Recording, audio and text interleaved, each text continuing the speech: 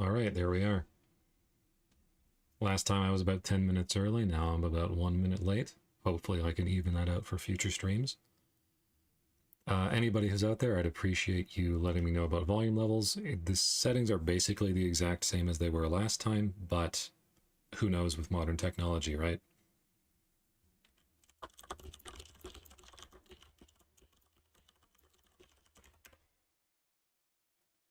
I will give people about 5 minutes to filter in or to trickle in.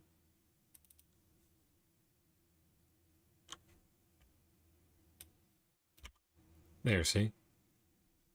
I even made this this cool little graphic to show people that the stream is starting soon.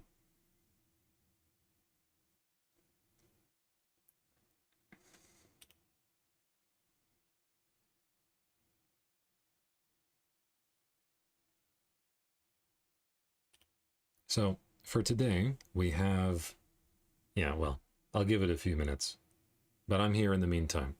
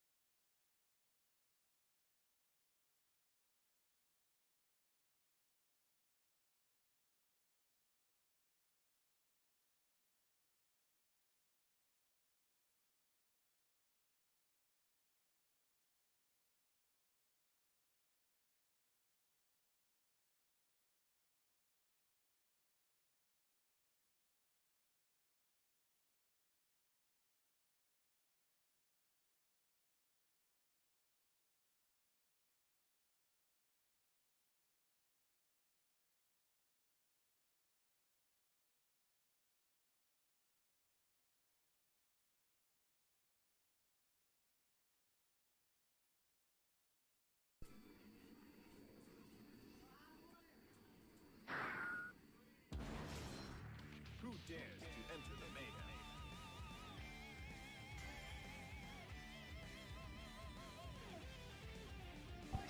いやー、やっぱりメインイレブン、最後はもうあっちゅう間でしたね。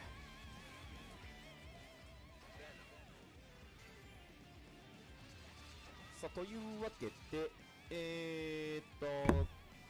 Pardon me, I had my microphone hardware muted. Love streaming. Everything goes right for me. I was gonna say that the game volume was pretty good last time, it's just that the announcer, the guy in the arcade, on a microphone is so friggin' loud that I have to turn the volume down significantly in order to talk over him. But anyway, this is Chihiro Bedman versus FC Venom, as you saw from the player cards when they were going into it. Chihiro has been around for quite a long time. He's got like 22,000, 27,000 games played or something, like a lot of games. And FC is newer, or at least his card is newer. He's got about 2,000 games. I don't know what that translates to in terms of actual play time, but it's a lot. Because I don't think the game distinguishes between first to 2-round games and first to 3-round games, but whatever. As far as this matchup goes, it's a lot of zoning and a lot of set play and a lot of attempting to get the other guy not into a, or not letting the other guy set up in a good way. So I think one thing that's pretty aggravating about this is that a lot of Venom's Oki is naturally very burst safe, or in that case it was dead angle safe, whereas for Bedman, his Oki and his combos have very telegraphed, very specific burst points. Venom has also very easy access to plus frames with with Carcass Raid. I'm going to go back and show it. There, that vertical ball move, that one, yeah. If you block that point blank, it's like +2 or like +5 or something. Like it's very plus, even if you instant block it. And if the ball travels at all, then it just gains plus frames. So it's very easy for Venom to do like poke into Carcass Raid, and then just run pressure from that. That was a great mash from Chihiro. He had to represent that. Yeah. So big bodies are kind of weird in Guilty Gear because you would think that they would all struggle against zoning, but if you look historically, a lot of the big bodies like don't necessarily. Like there's Bedman in this game who has an 8-way air dash like that, lets him be very mobile, thread your way through the billiard balls. Not through the poke, sadly. But then there's Potemkin as well, who has a bunch of volume is very low. Yeah, I know. I'll give it a bit much. I'll give it a bit more. Hopefully it's not too much, because I did set the OBS stuff to about, I think it was like 3 or 4 decibels quieter than usual. And I think you should be able to hear me just fine, according to what I can see there. So hopefully that'll all work out a bit better. If I could just make up my mind on what I want the numbers to be. But anyway. So I appreciate the comment, yeah. Oh, you meant me? Oh, well. Let me fix that then.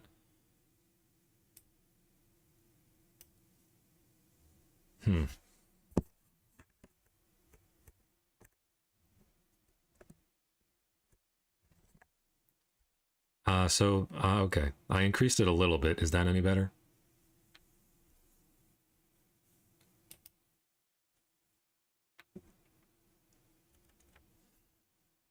I mean, it should be. It's like 0 decibels in OBS, and I turned up the hardware volume on the microphone. That's good? Okay, good. Beautiful. I will go back to the beginning of the round so that I can recollect my thoughts. Thank you very much.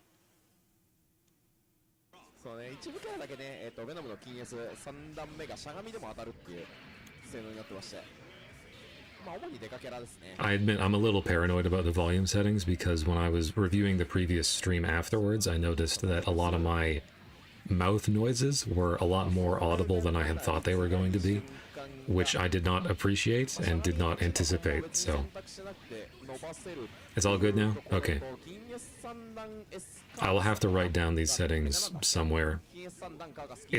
I mean, that's the Guilty Gear, right? Like, the game's loud, you have to be loud, the Japanese arcade setting is loud.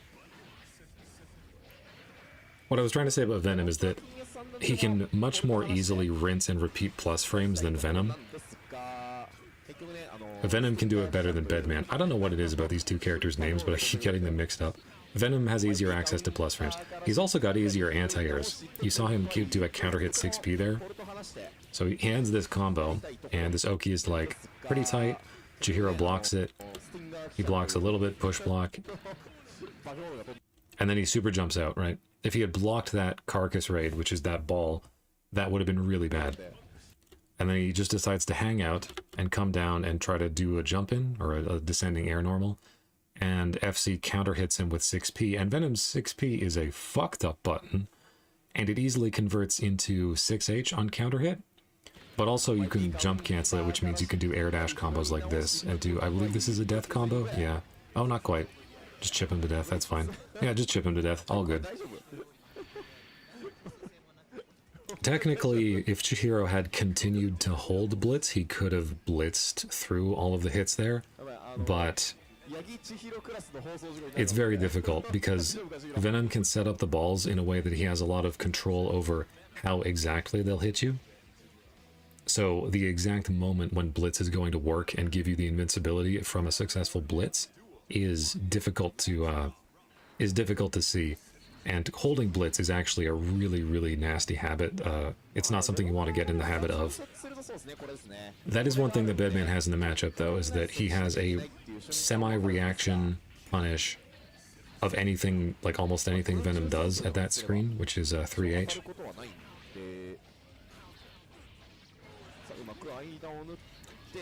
Oh, nice. Oh, nice. We got Blitz Wars? I love Blitz Wars. And that's another thing about Chihiro. He knows all of the combos and extensions off of Bed Slam. I'll point that out, actually. So, Blitz. Yeah, and so he just, rather than get the partial charge Blitz attack, which would be a juggle and no combo, he knows that he can just Blitz back and Venom can't respond because he has not enough meter for Blitz and he has no burst. So he gets this close slash starter for free, which means he gets the high juggle into the Bed Slam, which connects in such a way that he gets to 2p afterwards. And then he gets this Oki and additional corner carry. Jump forward Blitz air dash. That is some high level defense to get out of the corner. That's crazy good. Ooh, but dust. Okay, yeah, Chihiro willing to spend his burst early just so that Venom FC can't set up.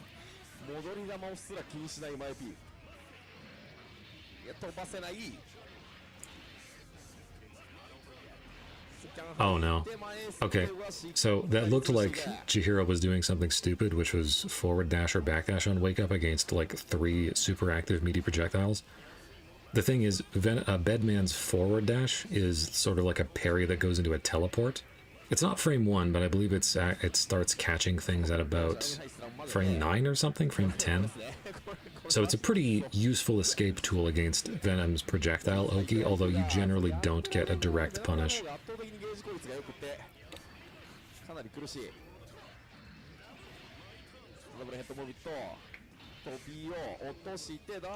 Yeah, and this is the end game Venom stuff where you just have to spend all of your meter so you don't die to chip, and you still have to hold the air dash mix afterwards. So I want to point out that despite the disparity in the game count between these two guys, like 20,000 for Chihiro and 2,000 for FC, FC is an established Venom player. I've heard of him before and I've seen him before, and he's really, really good. Yeah, 19,500 versus 2,700. Yeesh. This matchup is, like, quite bad for Bedman. I think Venom wins it pretty handily. Because both of them are, like, they have the same kind of set play, like, mix you to death end game. I don't like the term win condition. But, Venom has way better normals, and overall I'd say he is a harder character to combo, whereas Bedman is a big body, and even though he's a heavyweight, he's still pretty easy to combo.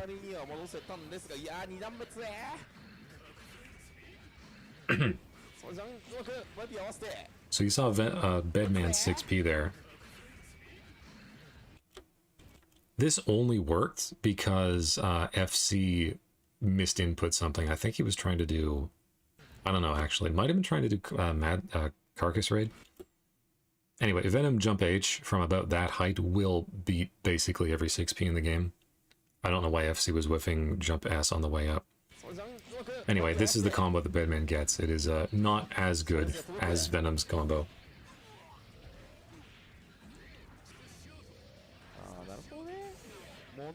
Oh, and that's another thing, is that a lot of Venom's projectiles stay on the screen when he gets hit because he's a Legacy Guilty Gear character, and they just didn't give a fuck about that when they were designing Guilty Gear characters back in the day.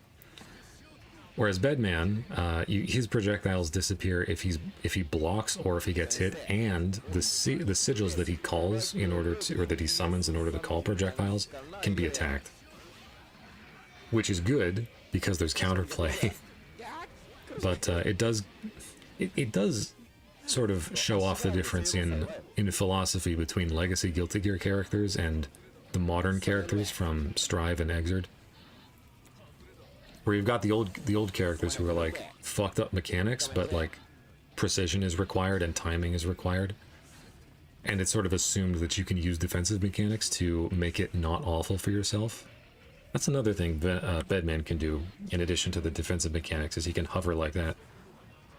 Even though he's a big target, being able to hover like that is really, really nice, just to throw off Venom's timing and make him have to commit to different patterns. But then you've got a character like Bedman who summoned that sigil, and yeah, that's a perfect example actually. So he puts out the head boomerang. Come on, he puts out the head boomerang I call it a boomerang. It's called Task A, technically. Bedman players will adjust their glasses and tell you, oh, it's Task A, actually. And you can see, just barely, there's that sigil above Bedman's head, and because the boomerang clashed, that means it, like, completed its trajectory faster, so the sigil appeared faster. Normally you have to wait for it to come back to you. So that's like a good thing for Bedman, because now that means he can start deja vuing the projectile from that location. However, Venom just mindlessly threw out 6p, which would have beat any poke that Bedman did, and that also just happened to be close enough to attack the sigil. So the sigil's gone now, sorry. And that just barely knocked down. That's another thing that really distinguishes the legacy characters from the Exord characters, is that the Exord characters, well, some of them anyway, have to work a little bit for a knockdown, whereas a lot of the legacy characters generally don't. Oh, 6p? Okay. And that's another thing. Look at this.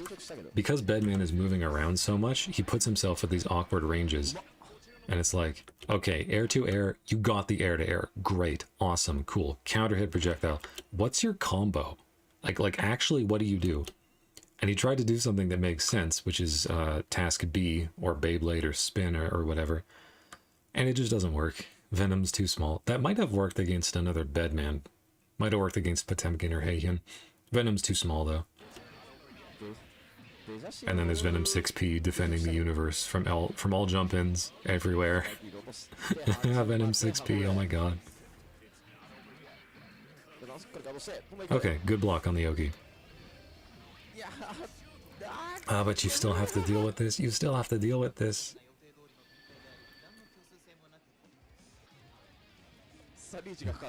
And that's another thing I've noticed about Venom. Even if he's not actually pressuring you and doing the realest mix-ups in the world, he can just do like button ball set, button Q5, button stinger, button carcass raid.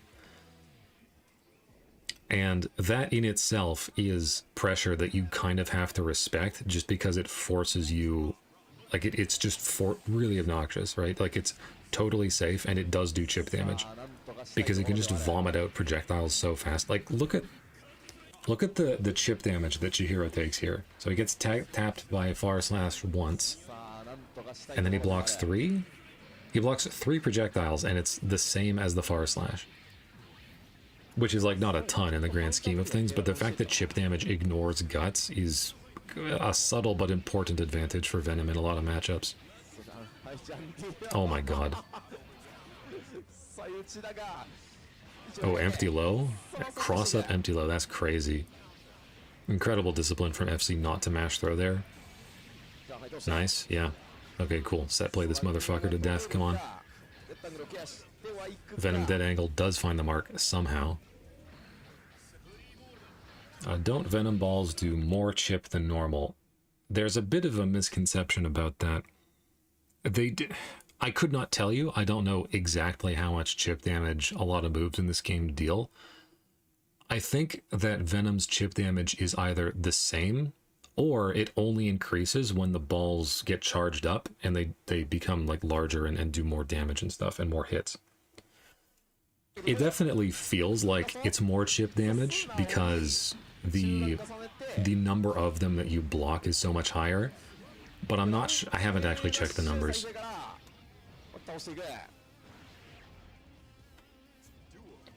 I think I'm not sure that it's actually more chip damage. I truly think it's just that he fires so many of them that you end up blocking a lot more of them.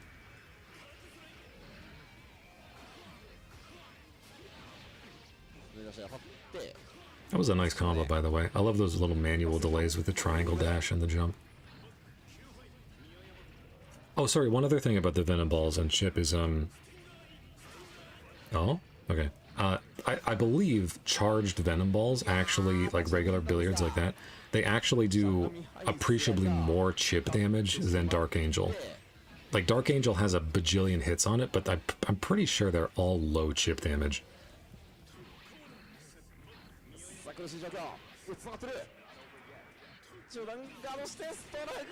Alright, it's do or die for Chihiro. Huge burst advantage for FC. He's probably gonna be able to burst twice this round. And we'll see if Chihiro even is allowed to burst once. He has to play super defensively. Oh no. That's a crouch combo. That combo doesn't need to be crouch confirmed on Bedman. He's too big. So Venom close slash, this move, it's 3 hits. The third hit is supposed to whiff on crouchers. Bedman had the audacity to be tall. So the third hit connects on him and it launches, and Venom gets a free instant air dash confirmed for additional corner carry.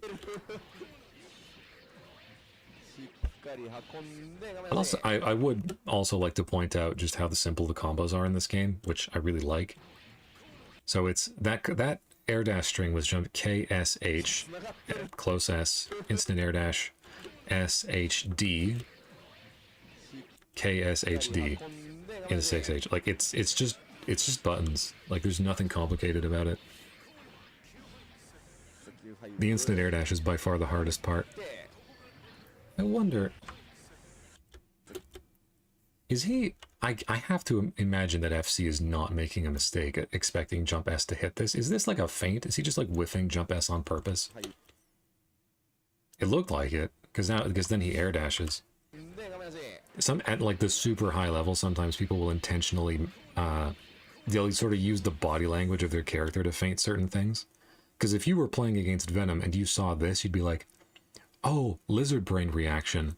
Oh my god, I have to anti-air him. I have to, oh god. And then he would be hitting you with this, Jump S, and yeah, and you'd be getting mixed. Yeah. I hate Venom players. I hate when they do this shit. I don't know. Or yeah, I hate when they do this shit. Like they play so defensive and they're so smart and yada, and then it's just like whatever, just send double head morbid. Just frame trap into this shit from half screen.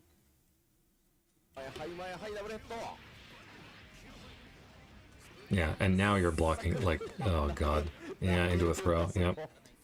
That's a clean 5-0 from FC. That is kind of how I expected the match to go.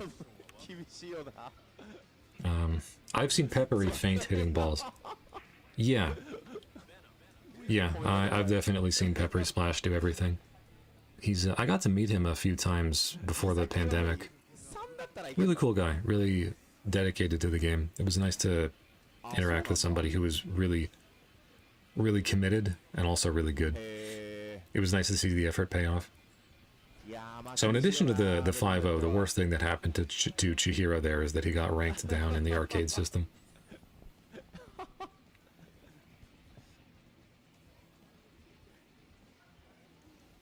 Also, Yamashgun, I forgot to tell you this earlier, but I appreciate your clippy profile picture. I've been watching Gamers Nexus videos recently, and that has led to me watching 1 or 2 Louis Rossman videos, so I found the video that he made about the clippy icon, or the clippy avatar. I don't entirely agree with Rossman on that, because it's the internet and none of it actually matters, but I think it's a nice idea, and I really appreciate people doing it.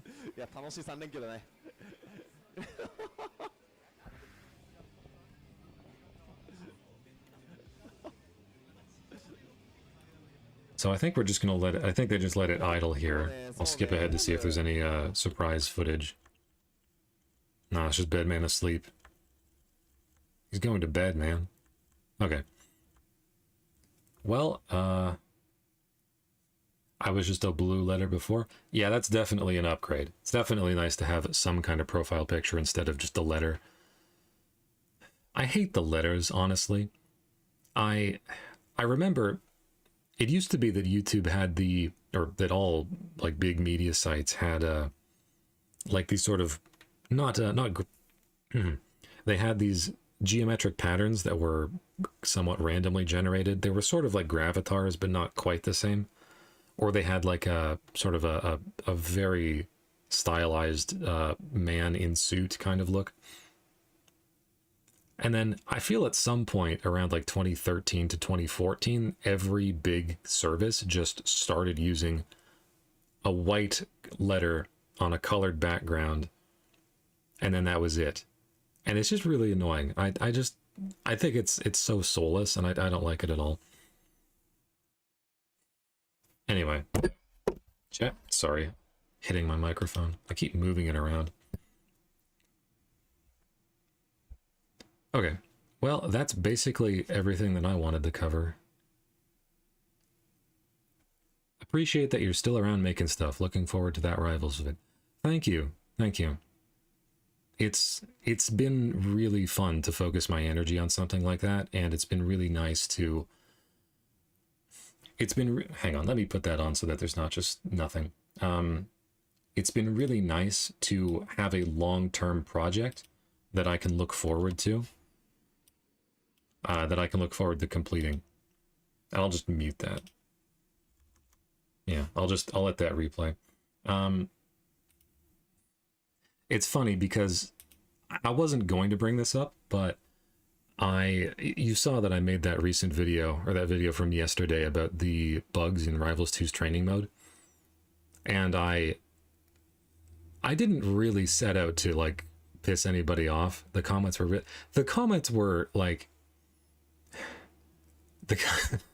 I'm glad that you appreciate that. I'm glad that... Because when I get like...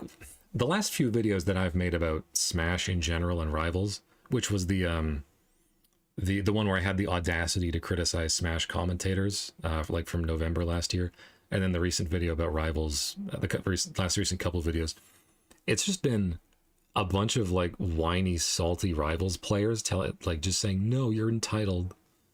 No, you're doing it wrong. No, that's how it's supposed to work. Like, oh my God. How much money have you spent? Is this such a killer retort? Thank you. I felt pretty good about that one. Because that's all it is. Like, I posted that video on the Rivals of Ether subreddit, and like, I didn't expect it to get like any kind of... I didn't expect there to be somebody who said, wow, that's crazy. Thank you so much. That's great. Like, I get it. Obviously, it's Reddit, right? But the response I got was just like 5 or 6 comments that were all saying like, why are you so entitled? How dare you? Oh my God, you're insulting the developers. It's a direct attack. And like... It's just friggin' aggravating because, like, I'm not attacking the developers. If I wanted to attack the developers, I'd call them industrial gambling psychologists, or I'd call them people who are doing the usual mobile game trick of getting people addicted and then turning them into whales who are fucking gambling addicts. If I wanted to insult people, I'd call them that, because to me, that's the worst thing that you can do. That is about the most evil thing you can do with a video game, and it's normalized, and that's not an excuse. That's my opinion on it. And so I look at the comment history for these people on Reddit, because they live on Reddit and all of their comments are public, and it's just shit like, yeah, I've spent money on it, yeah, I'm looking forward to it, yada yada, whatever, like the usual like Reddit stuff. And then there's one guy who was like really mad at me. And I look back at his comment history, and like one of the most recent comments that he left was from like 6 months ago, when the Smash community was collectively dealing with the fact that they had ignored and socially ostracized and exiled Hack's money to the point where he felt suicidal, and they were just trying to absolve themselves of any responsibility. And the guy who responded to me said, oh yeah, absolutely, discussion of hacks should be banned. Wow, you're like, that's crazy. Why would you ever think it's allowed? And I just realized, like, okay, good, I'm doing the right thing. Because this guy is annoyed, or this guy hates me, and this guy is evil. So, cool, awesome. It's just like, it's just frustrating trying to talk to people, because I have this problem where I enjoy putting effort into things. And... you guys get it. I appreciate that you guys are here. But if I ever try to put it out into the wider internet, which is defined by people who have no commitment to anything and who don't want to commit to anything, then it goes over weird, right? It's sort of like that awkward sensation you get when people are like, when you say something at a party and like the conversation just stops and there's like a record scratch freeze frame as like 4 people look at you and you realize, oh, I guess we weren't talking about that. Yeah, GM. I don't know anything about Rivals, but I'm still gonna watch. Thank you. I really appreciate that. Rivals is a bit of a frustrating game for me because the first one is awesome. Like I'm not a huge fan of just how tiny the sprites are, but I really respect it for being what it is, and for having workshop support and just being like platform fighter Mugen. Like I genuinely have to wonder if the developers are even aware of like how crazy that is, because it's so strange that they managed to sort of stumble onto this gold mine, and then they just figured, yeah, we'll make a second one, and we're not going to have anything that made the first game special at launch, and we're just gonna do it, and we're just gonna expect you to have like the League of Legends Overwatch queue where you just do nothing. It's frustrating. I want to like the game. There's a lot to like, but the reason why I made that video about the training mode bugs is because I would play ranked, which is the only game mode, and I would queue for ranked while in training mode. Sorry, I would go into training mode from the ranked queue. Pardon me. You can't queue for ranked while in training mode. There's a button in the ranked queue to put you into training mode. Not the same thing. And then I would try to set something up, and like every friggin' time, it just wouldn't work because the game wouldn't remember my settings, or I'd encounter one of the save state bugs, or some issue like that, right? And then, to me, not having the training mode reset work properly is like minute one, day one QA stuff. Like, you don't even have to put that build into an executable, into a unit test, and send it to the guy in QA. Literally at your computer, you run the reset, you call the reset function, and you see if it messes up the menus. And if it does, you fix it, and then you send it to QA. And then there are people who are defending it. It's like, we'll just back out of the menu. I don't want to back out of the menu. I want the feature that I paid money for to work, please. Yeah, Smash people are really obnoxious. Don't blame you. Not a fan of the 3D models, to be honest. I don't care much about platform fighters anymore, but I have fond memories of playing one in middle school. Yeah, I mean, this is a bit of a dark secret for me, but I actually got into competitive gaming at all because of Smash Bros, because of the Smash Bros documentary. And so I want the games to be good because they are genuinely really fun, but it's like, it's like, the people who play Smash Bros are really just circling the drain of being 35-year-old weed smokers playing Melee and hitting wave shines on people and like asking for Twitch donations. And it's like it's very difficult for people like that who are completely consumed by the esports mind virus to have honest conversations about anything. Case in point, training modes. Training modes from over a decade work better. Over a decade ago work better. Not even 1 decade ago. I'm not even going to be mean and compare them to like Street Fighter 6, which is like the gold standard. I'm not going to be mean and compare them to like, what's something from a decade ago, 2014, 2015. I'm not even going to be mean and compare them to that, right? Which I guess that would be kind of like Street Fighter 5. Street Fighter 5 actually had a pretty good training mode. I'm going to be mean and compare them to fucking Melty Blood on the PlayStation 2. Because Melty Blood on the PlayStation 2 had a pretty fucking good training mode. And it still does, and it's still better than fucking Exerd's training mode without mods. And you'd think that a diehard, hyper-competitive community would care about stuff like this.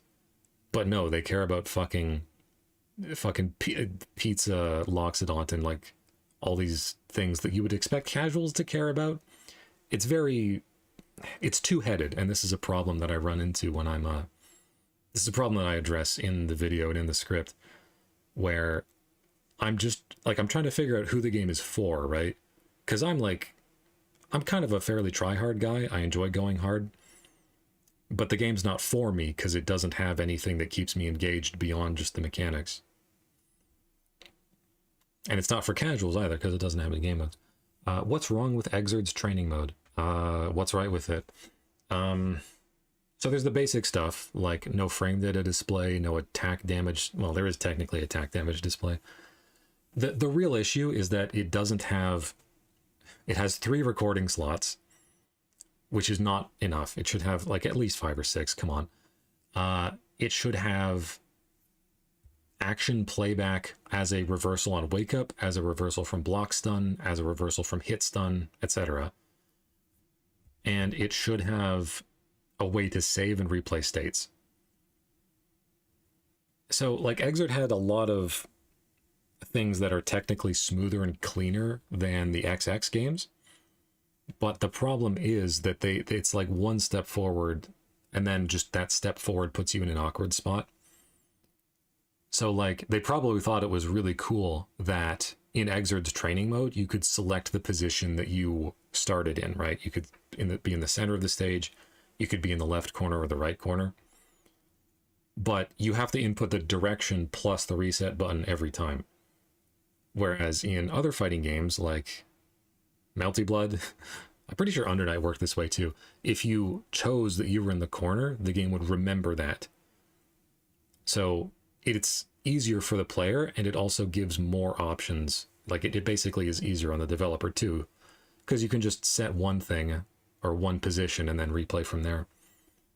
I've also been really appreciating save states in training modes, because having gone back to Street Fighter 6 and using more of the save state stuff, it makes labbing so much faster. I was even playing Street Fighter, I was messing around in Street Fighter 4 yesterday, and Street Fighter 4's training mode is actually pretty fast if you set up a save state and use it properly.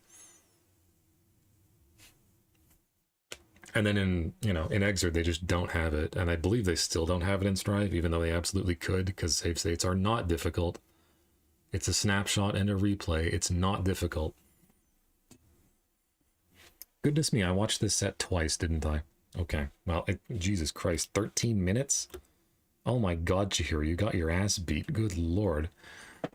Okay, well, that's about it. I've spent about 40 minutes live here. I think that should be enough. I will tell you, I really appreciate the interaction from you guys, Bachisag and Yamashugum. So it was nice to see you guys. I really enjoyed hanging out with you, and I'm gonna log off for now. The Rivals 2 video is coming soon-ish, hopefully by the end of September. I don't have a ton of editing left to do. I'm gonna try to restrain myself from putting any more stuff in it, because at some point you just have to be accepting that the project is finished. But yeah, so I'm going to try to do these streams every week, and I'll try to put a video up announcing that, because it's really not a huge commitment of time for me, and it helps me to be regular and accountable to you guys. In the meantime, thank you very much for watching. Have a good weekend. I hope to God you're not going back to school this next week. Yeah, thank you. Thank you, Bachisag. I appreciate it. I wasn't setting out to make like a white man 7-hour video essay when I was setting out the Rivals 2 script, but I just kept playing it, and I kept running into issues, and I kept wanting to explain how these issues could be fixed and why they could be fixed. And I think the final video is going to be like the better part of 2 hours long, because each section is like no more than 10 minutes, but I have like 15 sections.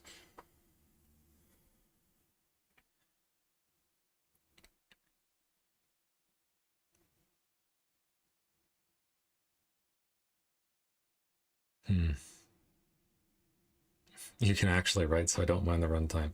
Thank you. Thank you. I appreciate it. Yeah, I also feel that I can actually write. Thank you. Okay, well, maybe next week I'll have a little sneak peek of the Rivals video, because it'd be nice to show people the kind of tone that I'm going for. So I'll advertise that next week, and we'll put that. I'll try to advertise that early so that people mark it in their calendars. And I think next week I could probably commit to a longer set as well. God, this one was really short. Chihiro got his ass whooped. How dare he? Okay, that's really it. I'm gonna head out for the evening, or the night, or the morning, or whatever it is where you guys are. I'll see you around. Thanks.